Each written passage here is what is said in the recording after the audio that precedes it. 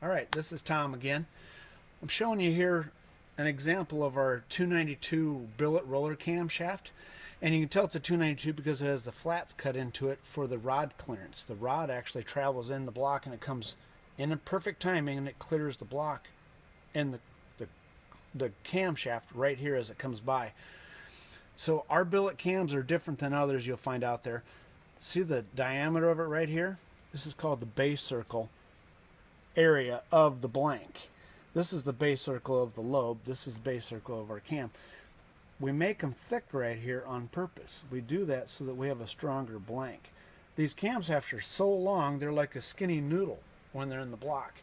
They're only supported from here to here, so if you have big springs you can have a lot of flexing take place between these two bearings. So by having a thicker core to it, it makes a stronger camshaft. So we do this so that you can have a hydraulic roller lifter in your engine. So there's things we have to do to the block to allow these lifters to fit in your block. This cam is a direct bolt in for your block, except for a couple things. One thing that is different than a standard engine would use is this is a standard distributor gear, which is incompatible with the billet steel gear of the camshaft. This is tool steel. This is a steel camshaft distributor gear.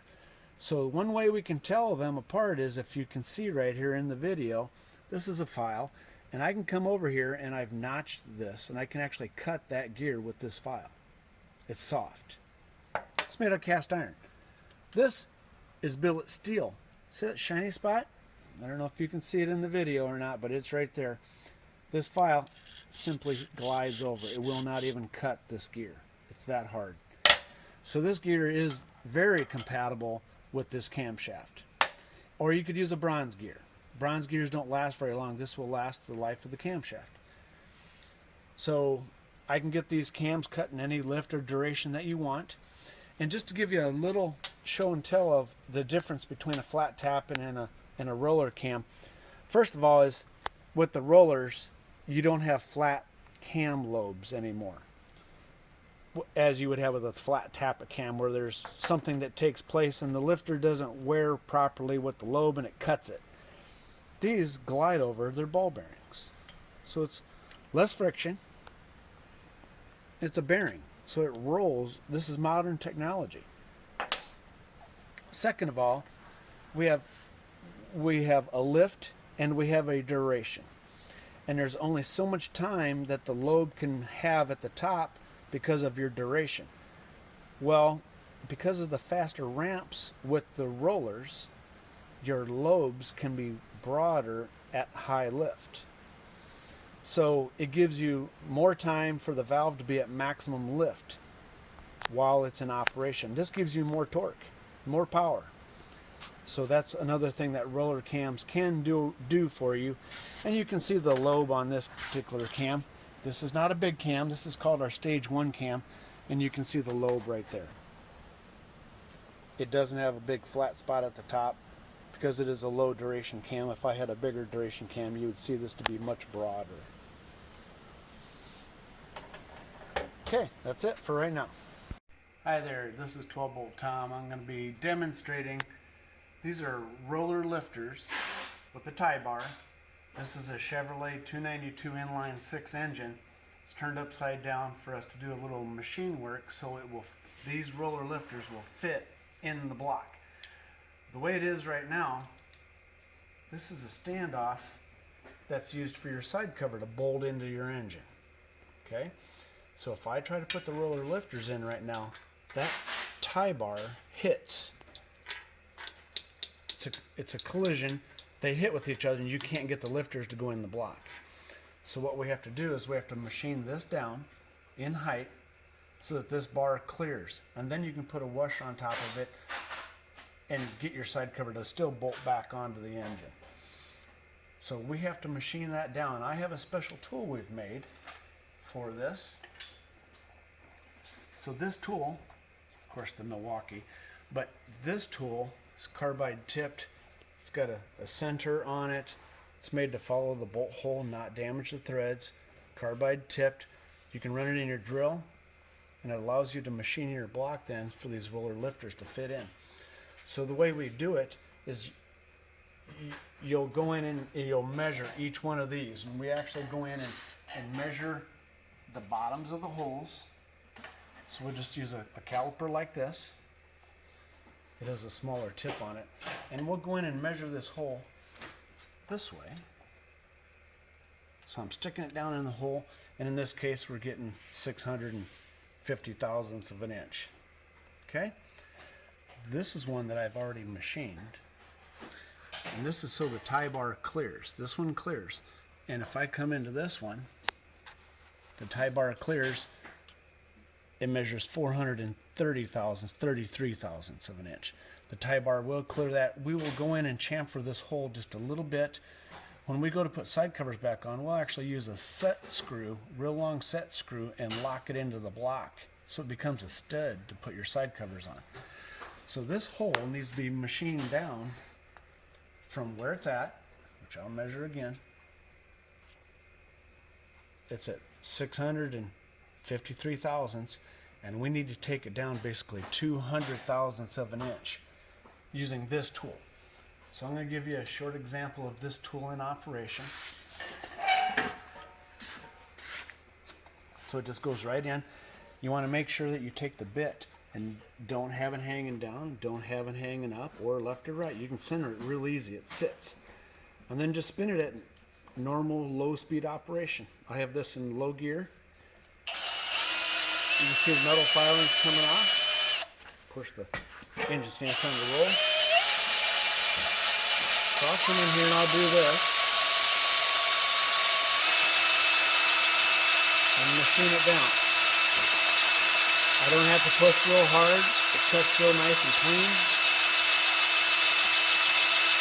We rent this tool out on the website if you want to rent it. You can also purchase the tool. And just to give you an example, we've been drilling here for 30 seconds at least. I'm going to measure it again and see how much we've taken off of it. Just to give you an example of how fast the machining process goes. So right now we're at 520 thousandths of an inch. We want to go down to at least 450. In fact, we might go lower than that. So I've got a little ways to go. So I'll stick it right back in there.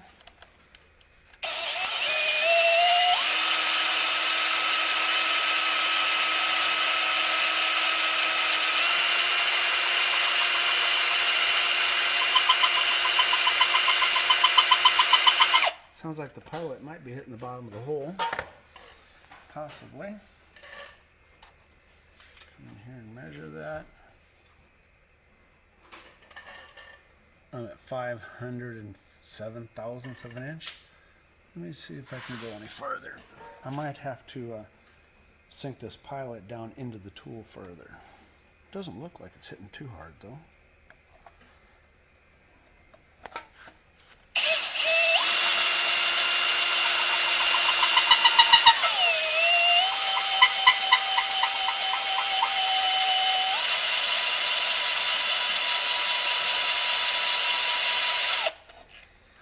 It was cutting really nice.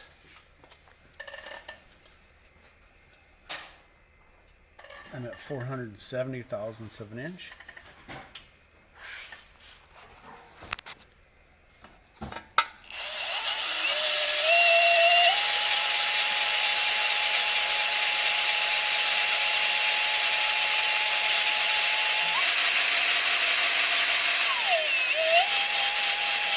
I might be hitting the bottom of that hole now.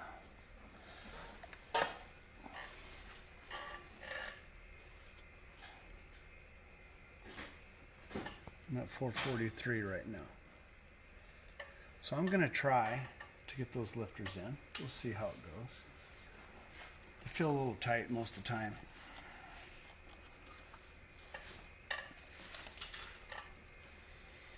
So we're, again, machining this down so this tie bar clears this just to get them in the block. Once they're in the block, they no longer come in contact with this.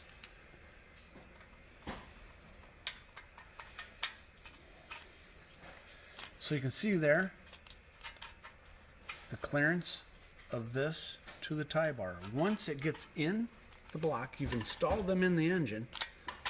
they never come, they go like this and they never come in contact with that again. Okay? So that's a simple show and tell. So the next part I will do, I'm going to chamfer that bolt hole.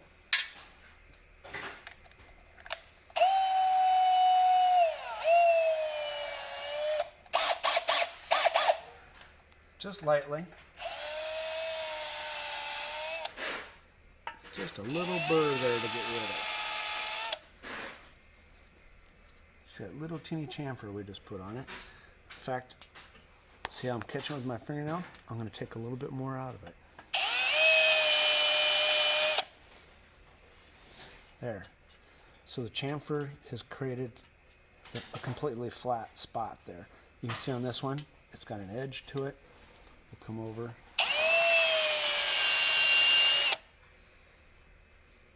Just a little deburring on the hole.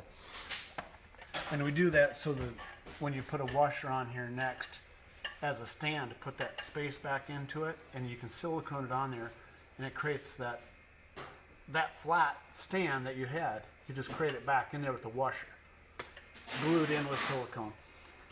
So instead of using bolts here now, I will use a set screw as a stud. So I use about an inch long set screw, inch and a quarter set screw, screw it in. I will come in and use a bottoming tap in this hole and re-thread it with the bottoming tap. You can get another thread and a half into the hole. That way you can get that set screw to go in there really good. I will Loctite it into the hole so they just permanently stick out of the block. If you need to pull the lifters at a later date, you can unscrew the stud. Anyway, that is the steps that we do here to put these lifters into this block. And that's all I have for you. The other part here of a problem that you'll run into with the block, doesn't happen to every block, it varies per block. I find it in 292s more than 250s. So see these white spots right here we have marked in the block? Just took a paint pen and simply marked them so you can see them. If I take this lifter and drop it in, I've ground this down far enough, or machined it down far enough that it clears. So I start to put the lifters in, but if you look really close, you'll see that the lifter is touching the block right there. Just touching it. And it's even tighter over here.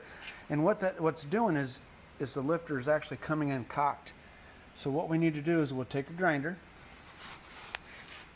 We're going to simply use this little grinder right here, and we're going to remove a little bit of material. So I get these lifters out. We're going to remove a little material right in this area until those lifters easily slide in. We don't have to do enough. We don't want to go down to the water jacket at all. We're just going to smooth that off, and then the lifter will slide in. And on this particular block, number 1 cylinder and number 2 cylinder are doing that to us. The rest of the cylinders are not doing that to us. So we're only going to address the 2 cylinders that are bothering us. So we're going to stop the video. I'm going to do a little cleaning up of this and then show you what we've done. Okay. So we've came in over here now in those painted areas, and I simply took this little die grinder and I ground a little metal out right there, and I ground out a little metal right there. You can see they're not real deep.